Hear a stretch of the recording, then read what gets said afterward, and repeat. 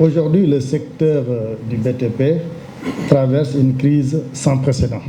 Donc nous l'avons tous constaté, des créances non payées, des chantiers à l'arrêt, une pression fiscale étouffante et un ralentissement brutal de la commande publique et privée en même temps. Donc face à cela, je pense que beaucoup d'entre nous, chacun dans son coin, a essayé tant bien que mal de tenir. Mais aujourd'hui, je pense que nous devons tous constater que c'est difficile. Donc c'est pour ça que leur réunion, et je pense que ce que nous pouvons faire ensemble devient de plus en plus important. Donc je pense qu'il y a déjà, en premier point, je pense qu'il y a un important plaidoyer à faire au niveau de l'État, un plaidoyer collectif. Nous devons reprendre la parole collectivement et avec méthode. Donc essayer d'utiliser nos syndicats, nos fédérations, nos ordres professionnels pour établir un dialogue structuré et exigeant avec l'État. Je pense que si nous nous organisons bien, puisque déjà nous avons vu depuis quand même cette année que le syndicat s'est mieux réorganisé, nous arrivons à nous faire mieux entendre. En tout cas, la présence du syndicat se fait de plus en plus sentir.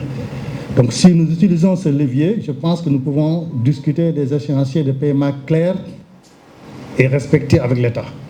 Je pense que c'est très important. Nous pouvons aussi demander, à travers nos organisations, des rencontres avec l'État pour discuter un peu de l'allègement fiscal, pour donner quand même aider un peu dans notre trésorerie. Nous pouvons aussi discuter avec l'État, même si dans les textes tout le monde sait que ça existe, essayer quand même de faire appliquer cette préférence nationale qui est bien établie sur les...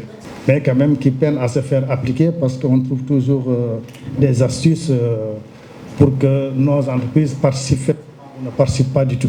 Je pense que le quatrième point aussi, et c'est important, je pense que nous devons quand même à l'État, ou bien faire en sorte que l'État essaie quand même de rassurer et d'encourager les Sénégalais qui souvent quand même investissaient dans le BTP, mais on a l'impression aujourd'hui que tout le monde attend.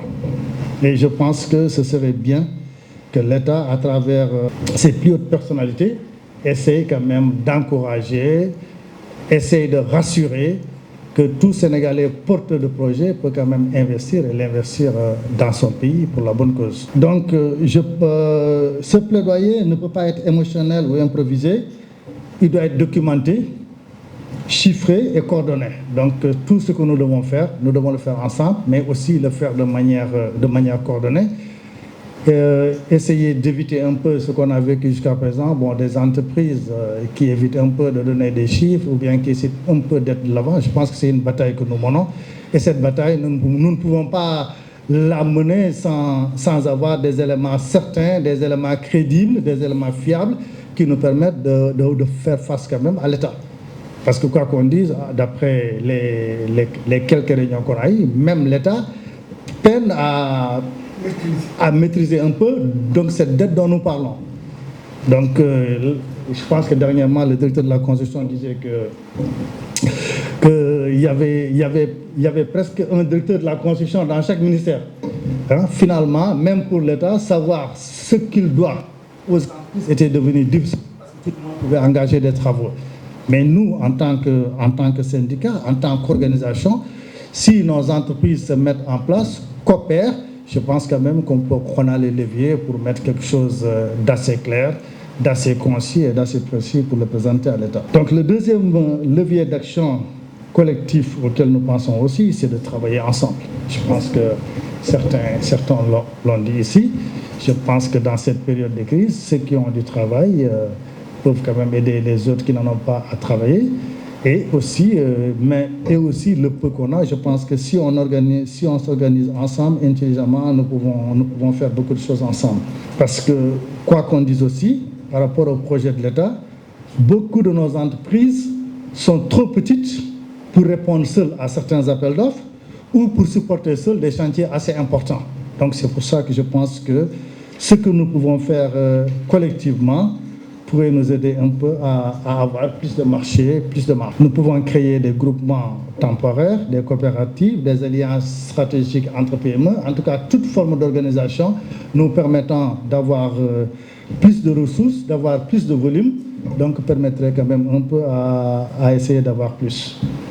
Nous pouvons mutualiser nos engins, nos ressources humaines, nos expertises, ainsi de suite, ou développer aussi des pôles régionaux de compétences avec des entreprises qui sont dans une zone géographique bien déterminée, peuvent aussi essayer de se regrouper pour essayer de faire quelque chose. Donc je pense que c'est faisable.